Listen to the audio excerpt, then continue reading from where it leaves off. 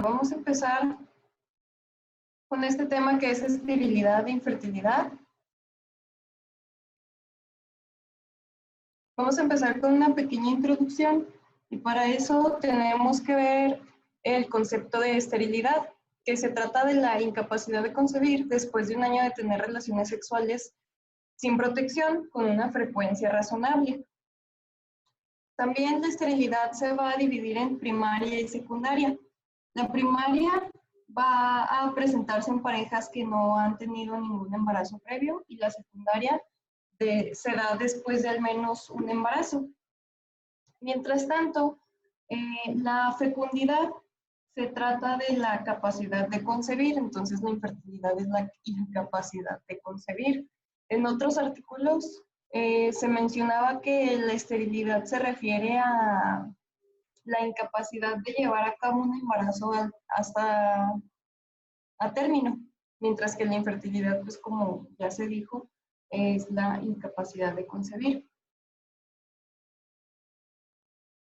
Esto afecta alrededor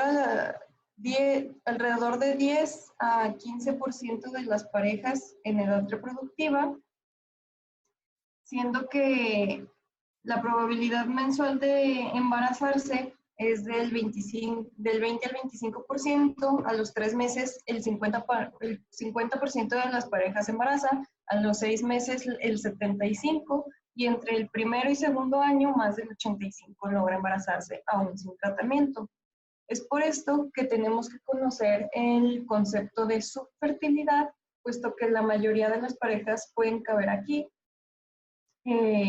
dado que si se les da el suficiente tiempo van a poder embarazarse. La valoración de una pareja estéril se da pues cuando la pareja tiene dificultad de concepción después de un año de estarlo intentando. Sin embargo, hay situaciones que nos pueden indicar que la valoración sería oportuna antes del año. Esto es en casos donde se conoce que la mujer está en un estado de anovulación, como mujeres con síndrome de ovario poliquístico, cuando hay antecedentes de enfermedad pélvica inflamatoria, y en mujeres mayores de 35 años se da una valoración a los 6 meses aproximadamente. Vamos a ver algunas causas de esterilidad.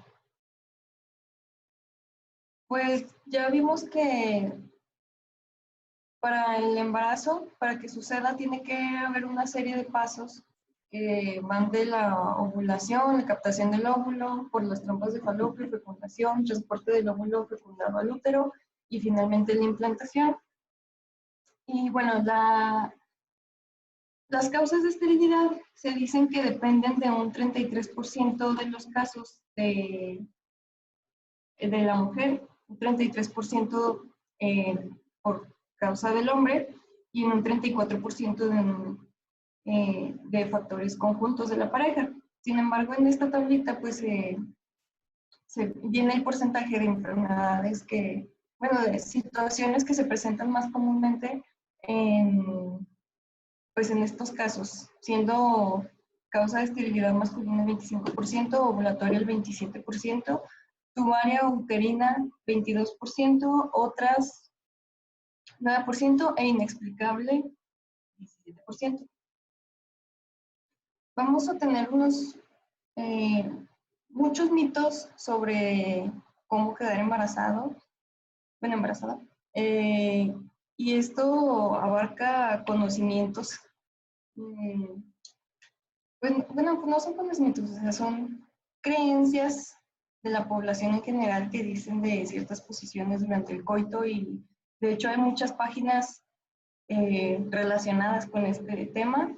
De hecho, también se dice que la posición que se ve ahí en pantalla después de la eyaculación es beneficiosa para quedar embarazada, pero pues esto obviamente son solo mitos. Sin embargo, estos mitos generan tensión en la pareja y es por eso que se deben de eliminar.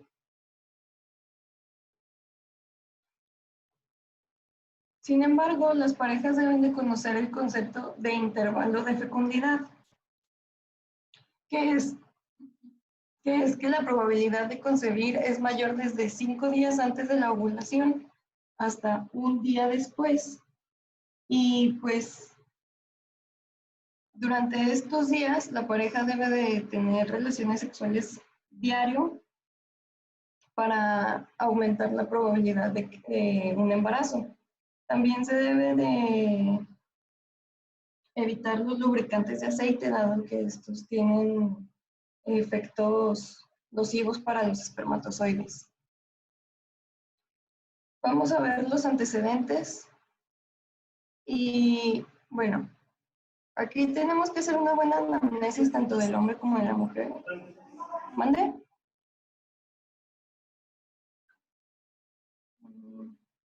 Bueno, hay que tener una buena anamnesis tanto del hombre como de la mujer, y de la mujer se van a evaluar varios aspectos que son los Oye, Fer, ginecológicos. Mande. perdón, te voy a regresar tantito. Lo de eso de que son nocivos para los espermatozoides en sentido de que destruyen la integridad de ellos o de que en el medio en el que están resulta alterado y después se desintegran o cómo está. ¿Cómo La es verdad eso? en el libro no se menciona tanto, pero se dice que, o sea, nada más se dice que son nocivos para los espermatozoides. Imagino que no los dejan estar en un medio o sea, que no es el medio adecuado para que sobrevivan. Ok, gracias.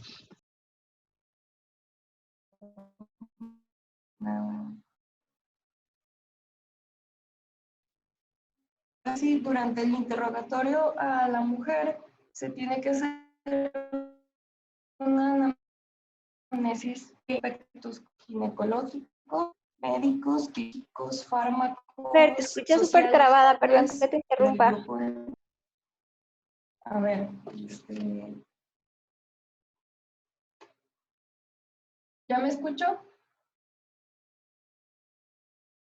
Sí.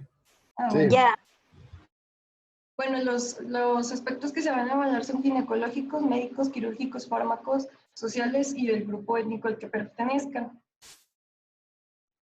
Vamos a ver que los ginecológicos tenemos que hacer un interrogatorio que abarque las características de la menstruación, como lo son la frecuencia, duración, cambios recientes en el intervalo o la duración, bochornos o dismenorrea, el uso de anticonceptivos, frecuencia del coito y duración de esterilidad. También se tienen que preguntar antecedentes de enfermedades que afecten de alguna u otra manera el aparato reproductor, como lo son quistes ováricos recurrentes, endometriosis, leiomiomas, enfermedades de transmisión sexual, sobre todo si son recurrentes, o enfermedad inflamatoria pélvica. También tienen que presentarse embarazos previos y sus complicaciones, como pudieran ser abortos, partos prematuros, placenta retenida, corioamnionitis o anomalías fetales. En el caso de los antecedentes médicos, que no abarcan la parte ginecológica, se tiene que ver síntomas de hiperprolactinemia y tiroidopatías, también síntomas de andrógenos excesivos como lo son el acné o el hirsutismo, y antecedentes de quimioterapia o radioterapia pélvica, y sobre todo porque estos nos pueden llevar a pensar de una insuficiencia ovárica. En cuanto a los antecedentes quirúrgicos, tenemos que las intervenciones pélvicas y abdominales son especialmente importantes porque porque estas nos pueden dar un riesgo de adherencia pélvica y obstrucción tubaria, además de que cirugías uterinas son especialmente importantes por riesgo de adherencias intrauterinas. Los fármacos, hay que tener especial cuidado preguntando de fármacos que es de venta libre, como lo son antiinflamatorios esteroideos, Y también se dice que la pareja debe de evitar cualquier tipo de remedio herbolario, además de que si una pareja está buscando embarazarse, pues es mejor que empiece con una toma de ácido fólico, que pues ya vimos que son 400 miligramos diarios.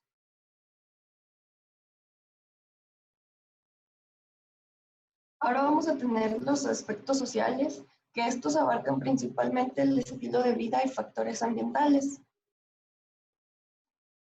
Vamos a comenzar con los hábitos alimenticios, contacto con toxinas, y especialmente importante es el índice de masa corporal, que afecta la fertilidad, sobre todo si, si se encuentra en extremos, ya sea que esté por debajo de 17 o por arriba de 25, siendo pues la obesidad aún más grave. Y esto puede traernos anomalías de la GNRH. Y bueno, en este cuadro vemos que el tiempo para concebir aumenta 2 veces si la paciente tiene obesidad con un IMC arriba de 35 y un aumento de 4 veces si la paciente tiene un IMC por debajo de 19. También el contacto con toxinas es dañino y aquí vemos que el tabaquismo aumenta el riesgo relativo de esterilidad en un 60%, el consumo de alcohol también aumenta en un 70%, fármacos ilícitos 70%, toxinas 40%, y la cafeína disminuye en 45% la capacidad de fecundación. Vamos a tener que el tabaquismo aumenta la depresión folicular y aumenta las malformaciones genéticas en gametos o embriones. El alcoholismo disminuye la fecundidad, disminuye el recuento espermático y aumenta las disfunciones sexuales en varones. Además, pues también el alcohol es nocivo al principio del embarazo, sobre todo, entonces pues estas parejas deberían estar evitándolo. La bebida alcohólica estándar corresponde a alrededor de 360 mililitros de cerveza, 150 mililitros de vino y 45 mililitros de alcohol destilado. Además, se ha ligado la cafeína pues con la disminución de la fecundidad y se dice que una taza promedio de café tiene 115 miligramos de cafeína y tenemos que 250 miligramos o más son nocivos y pues reducen la fecundidad y alargan el tiempo de espera, mientras que más de 500 miligramos se han asociado a abortos. En sustancias ilícitas tenemos la marihuana, que bloquea el eje hipotálamo hipófisis gónadas, y la cocaína altera la espermatogénesis. También otras toxinas que nos pueden disminuir la fecundidad son el tolueno, pesticidas o metales pesados. Respecto al grupo étnico, pues principalmente son más que nada las enfermedades genéticas a las que puedan estar expuestos. Por ejemplo, la raza negra de Estados Unidos podría estar asociada a anemia de células falciformes, o si tienen ascendencia del grupo, del norte de Europa, podrían estar asociados a la enfermedad de fibrosis quística. También, aunado a esto, se deben de investigar enfermedades como el síndrome de ovario poliquístico, porque pues, ya hemos visto que, por ejemplo, una mujer tiene 7 veces mayor riesgo, de 3 a 4 veces mayor riesgo si uno de sus familiares lo presenta. O también podemos investigar enfermedades como endometriosis. Ahora vamos a pasar a la anamnesis del varón. Y bueno, pues aquí se le debe de interrogar sobre la pubertad, las características, como por ejemplo a qué edad se presentó, las disfunciones de la actividad sexual, en general, pues todas las disfunciones que se puedan presentar, pero en especial la disfunción eréctil combinada con poca barba nos puede sugerir una menor concentración de testosterona. También se debe de valorar la disfunción de la eyaculación, porque estas nos podrían llevar a posibles anomalías congénitas como hipospadias que provocan el depósito anormal del semen.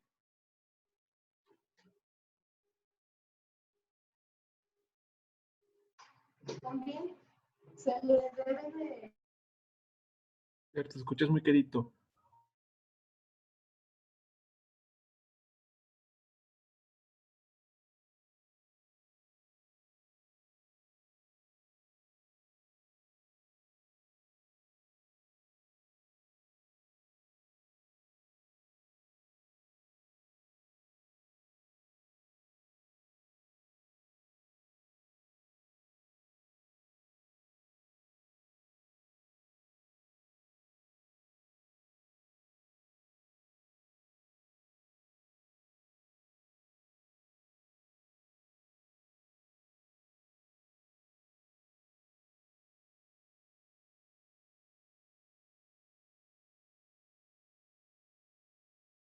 ¿Dejé de escuchar yo o ya no están diciendo nada?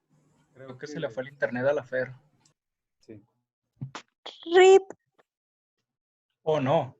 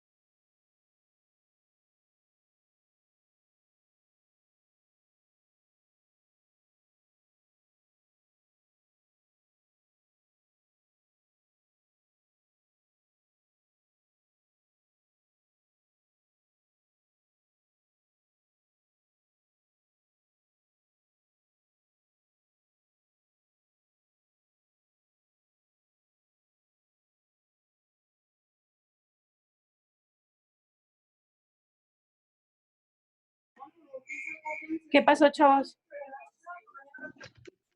Problemas técnicos de Se le fue el volver. internet a Fernanda, doctora. Estamos esperando a que se pueda reconectar. Bueno, Es que está bien. con eso de que todos estamos en Seguiremos nuestras esperando. casas, se satura. Está bueno.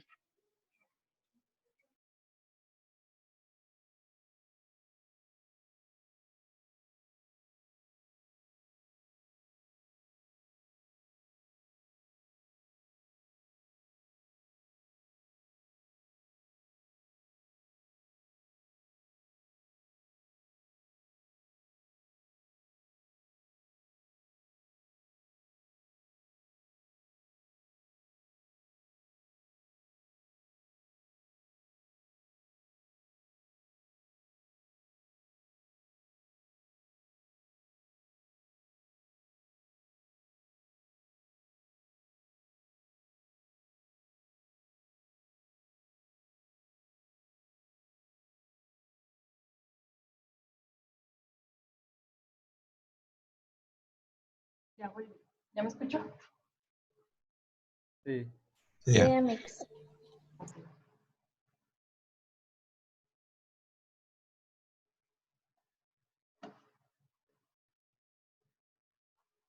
Me dijeron que desde esta parte no se escuchó. Fue apenas cambiando de diapo. Ok, bueno.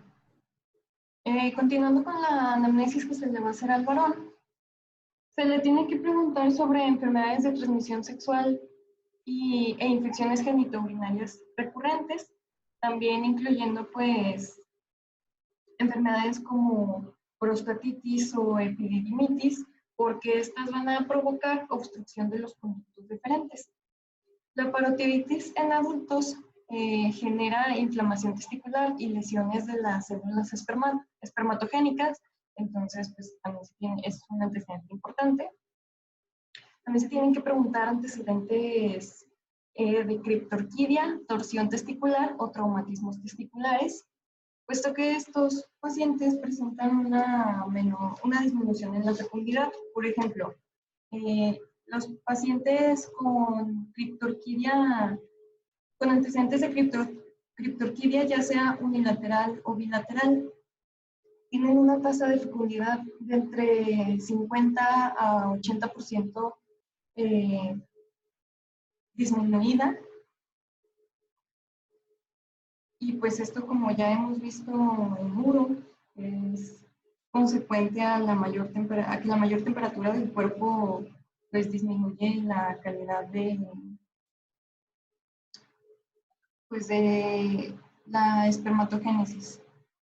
También otro antecedente importante es la varicocele, y como ya se ha visto anteriormente, se presenta en alrededor del 30-40% de pacientes atendidos por esterilidad. Hay que preguntar también sobre antecedentes de quimioterapia o radioterapia. Y se tienen que preguntar también sobre fármacos que disminuyen la calidad del semen. Esto se tiene que preguntar sobre estos fármacos que son espironolactona, citomedina, eritromicina, tetraciclinas, sobre todo si se tomaron en los 3 meses anteriores, porque pues, luego vamos a hablar bien de la espermatogénesis, pero pues es alrededor del tiempo que tarda este proceso.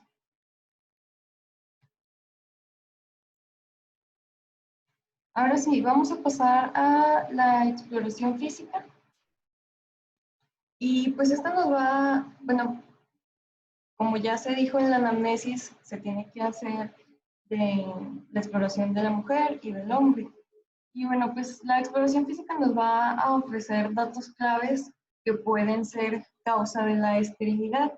En primer lugar, se tienen que anotar signos vitales, talla y peso, siendo el IMC de especial importancia, porque incluso se dice que una mínima reducción del peso puede ser muy beneficiosa a la hora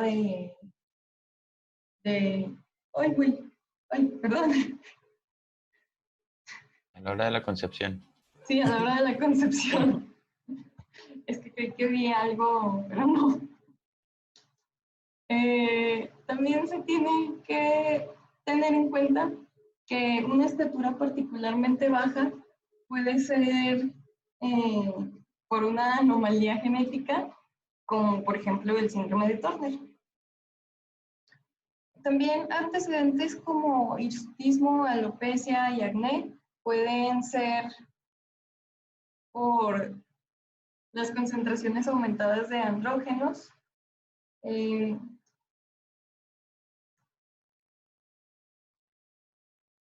Datos como acantosis nigricans pueden ser o una resistencia a la insulina asociada a síndrome de ovario poliquístico, o en casos menos frecuentes por síndrome de Cushing. También pues la galactorrea va a ser indicadora de una hiperprolactinemia, y pues También, como ya lo hemos estado viendo, se tienen que investigar alteraciones tiroideas.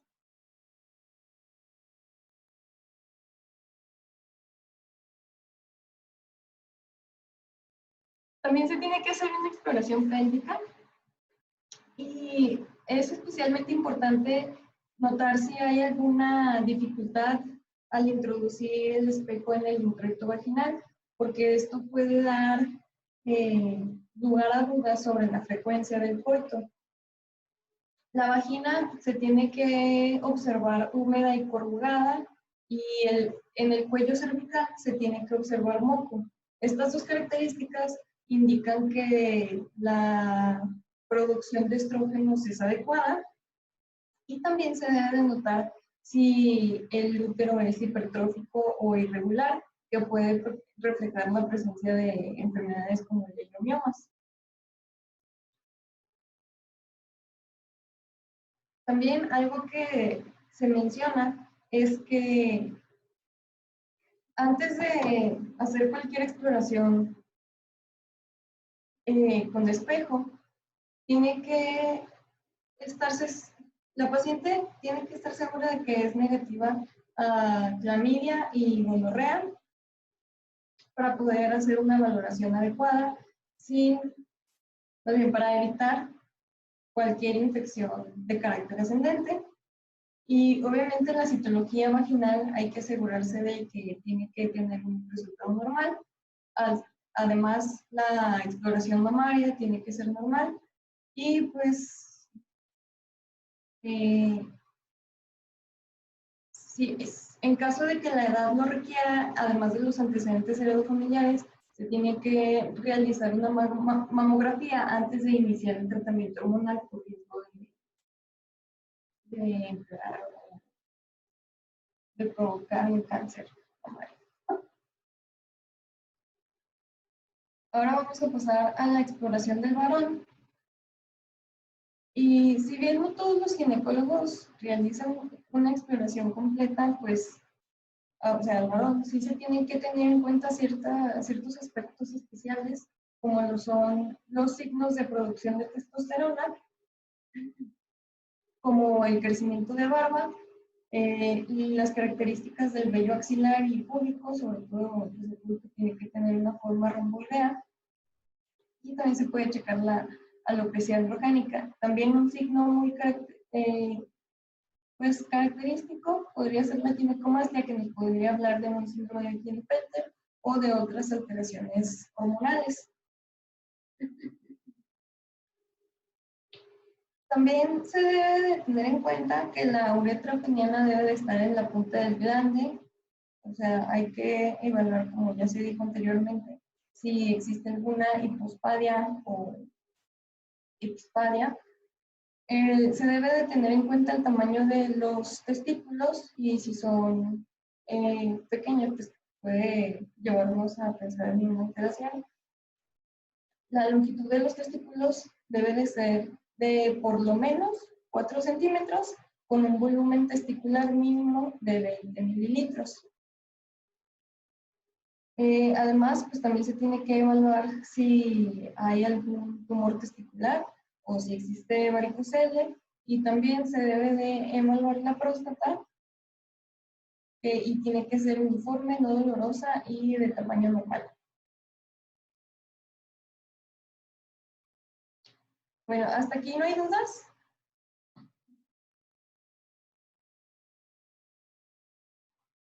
¿No? No, Fer. Ok, No, todo bien. bueno.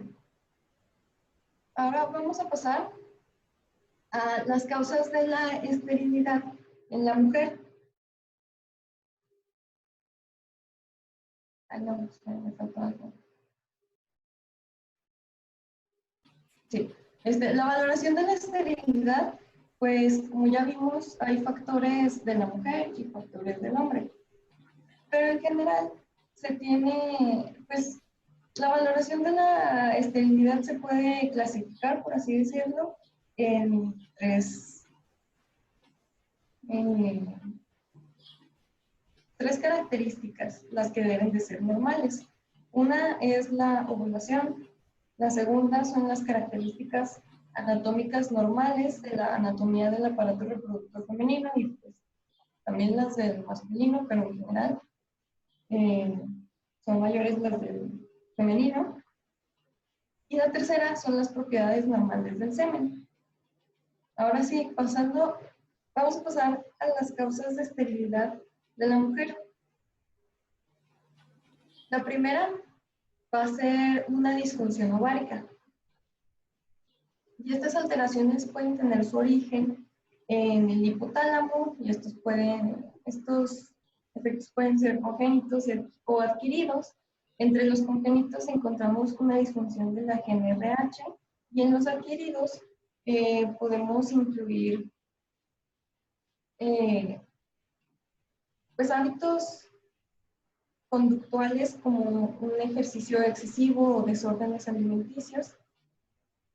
También entre las causas de las alteraciones puede darse por tiroidopatías o por hiperprolactinemia.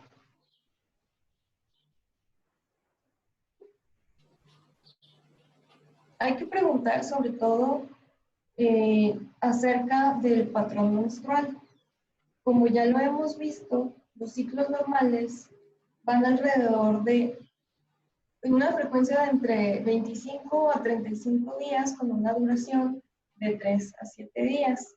Como ya lo hemos visto, bueno, para empezar, estas mujeres, lo más probable es que estén ovulando. Si su ciclo dura más o menos de esta cantidad, puede ser que no esté ovulando. Sin embargo, pues ya hemos visto que todas las mujeres pues, son diferentes, pero algo que también se debe de preguntar acerca del patrón menstrual es si ha habido cambios últimamente. O sea, si antes duraba 25, pero ahora está durando 40.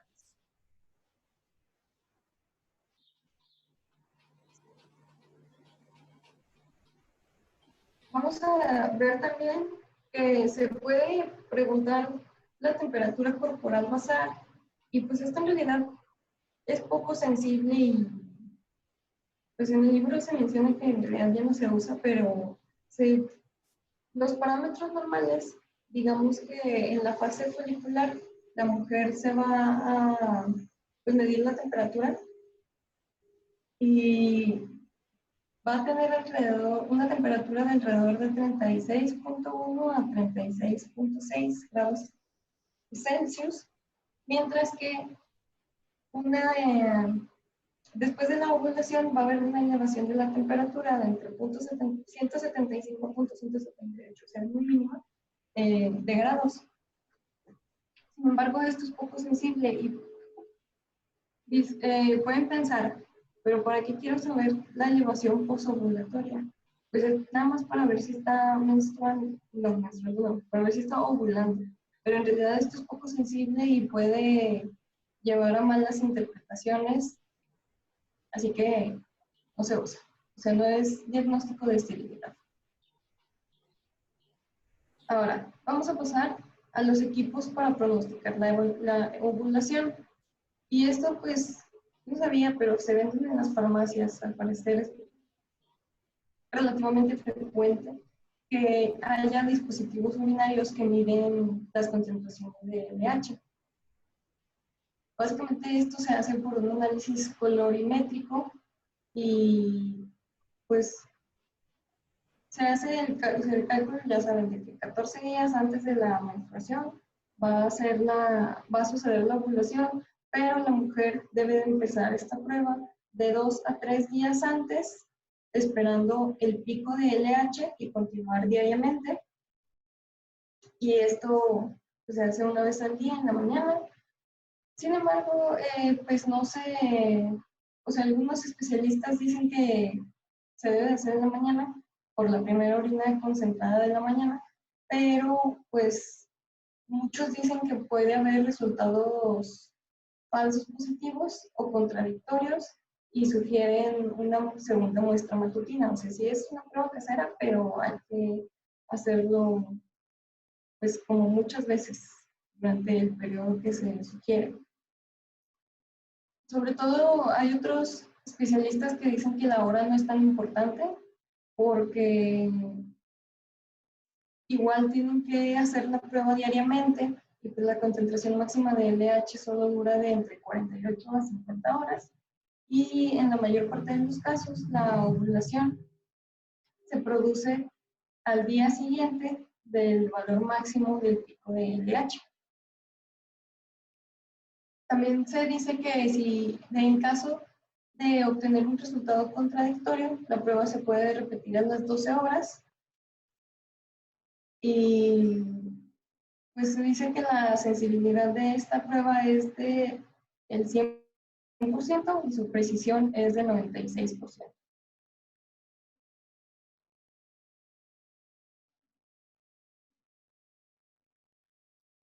Vamos a pasar que también se puede evaluar la progesterona sérica y pues en un ciclo clásico de 28 días, la muestra se obtendría al día 21 después del primer día de sangrado o 7 días después de ovulación, que básicamente vendría a ser día 21.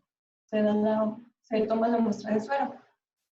Normalmente, la concentración en la fase folicular de la progesterona sérica es de menos de 2 nanogramos por mililitro y en esta fase se debe de obtener una concentración de 4 a 6 nanogramos por mililitro, lo que es sugerente de ovulación y de producción ulterior de progesterona en el cuerpo lúteo. Bueno, pues ya hemos visto que la progesterona se secreta de manera pulsátil, pues esta cifra no indica la producción global de progesterona durante la fase lútea. Y por esto mismo se dice que la toma de la progesterona sérica en realidad no es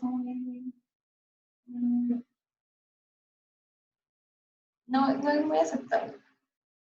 Sin embargo, se dice que hay estudios que comprueban que a mitad de la fase lútea la concentración de progesterona puede sobrepasar los 9.4 nanogramos por mililitro y esto se dice que comprueba una mayor tasa de embarazo. Bueno, que es un pronóstico de una mayor tasa de embarazo. También dicen que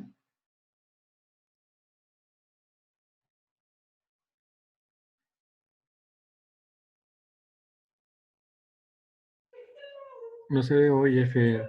Oh, no. Es una señal divina.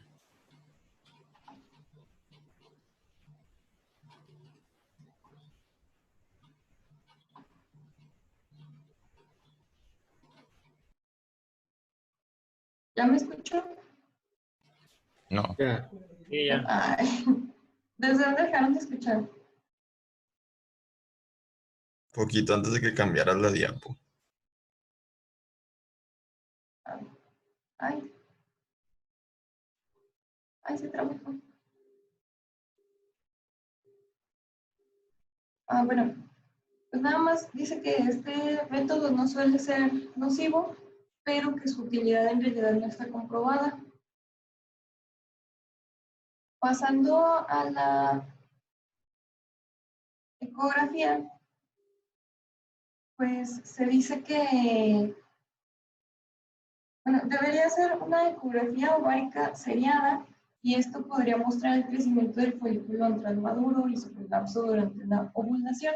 Sin embargo, es un método lento y si no se tiene la suficiente experiencia, se va a pasar por alto. Sin embargo, pues la ecografía puede ser un buen método para una evaluación de la mujer, sobre todo en casos de que haya una poliquistosis ovárica. Ahora vamos a pasar al envejecimiento de la mujer y disfunción ovulatoria. Viendo la epidemiología, se dice que la relación entre la edad de la mujer y la fecundidad es inversamente proporcional. Y aquí también tenemos un cuadro que nos habla del porcentaje de esterilidad según la que va por edades, siendo que en mujeres de entre 20 a 29 años la esterilidad alcanza un 8%, mientras que en mujeres de 40 a 44 años alcanza hasta un 28.7%. La fisiología de esto, pues ya lo hemos estado viendo, es la causa se da. A ver, hasta el horario. Continuamos. Ok. Muy bajito. Ok, la causa de esto es que se da una falta de ovocitos viables y pues a medida que envejece la mujer, envejecen sus ovocitos y aumenta el riesgo de anomalías genéticas y supresiones mitocondriales, lo que disminuye la tasa de embarazos y aumenta la tasa de abortos espontáneos si el embrión no es, o sea, tiene tantas malformaciones que no es viable.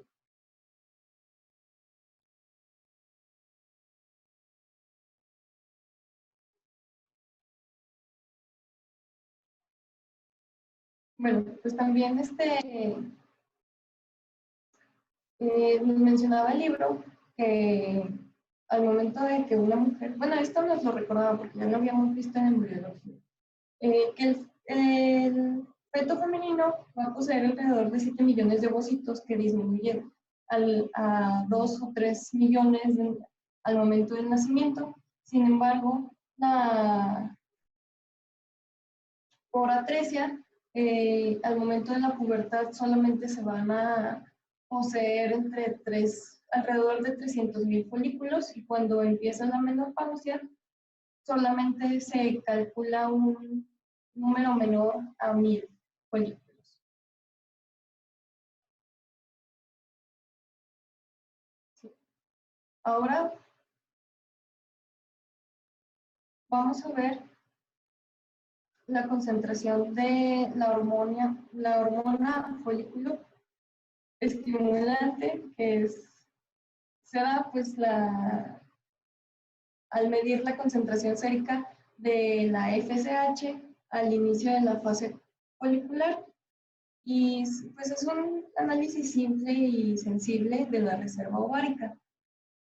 Sin embargo, al disminuir la función ovárica, las células de la granulosa y lúteas van a secretar menos inhibina, menos péptido hormonal, que es un péptido hormonal que impide la secreción de FSH. Entonces, se va a elevar la FSH al inicio de la fase folicular.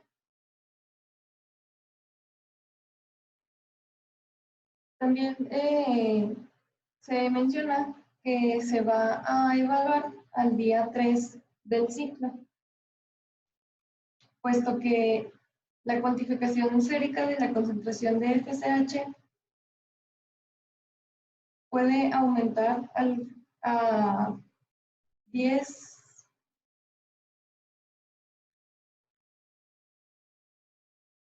y por tanto Te dejaste de escuchar poquito, Fer. Es un comprobante fiscal, no sé qué sea.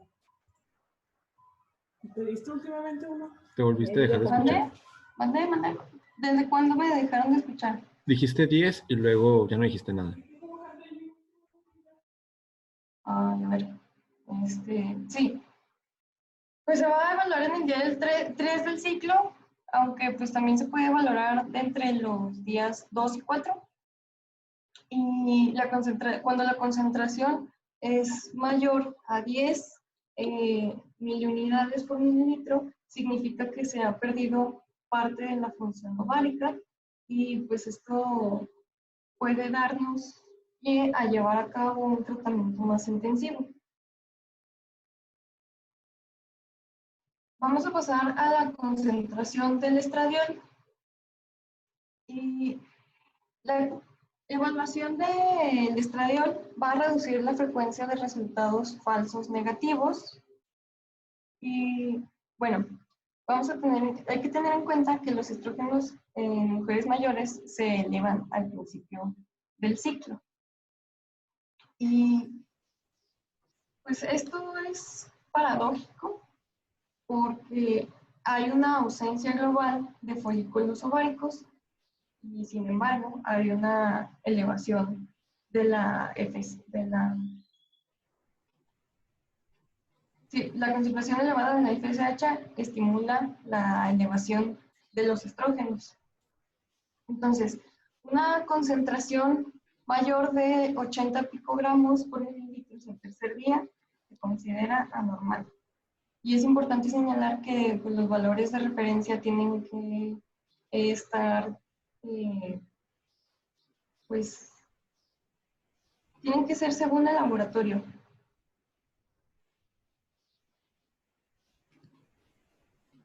Vamos a ver ahora las concentraciones de la inhibina B, y esto, como ya se dijo, es el producto de las células de la granulosa.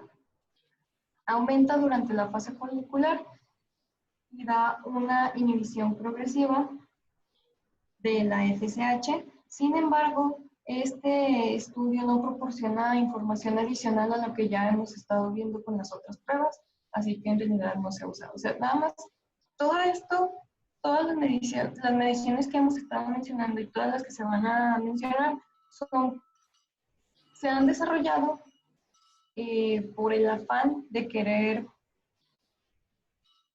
incluir nuevos métodos o de investigar formas más efectivas de evaluar la ovulación, pero por ejemplo, como en este caso, no se proporciona información adicional que sea beneficiosa. Oye, Fer, Mande. ya es la hora, ya es la hora. Ya nada más iba a terminar esta y mañana pues le seguimos con lo demás. Ándale, pues, te doy permiso. No, pues ya terminé. Ah, bueno. No sé si la doctora... La doctora se fue junta. Ah, bueno. Y ya. Vámonos pues.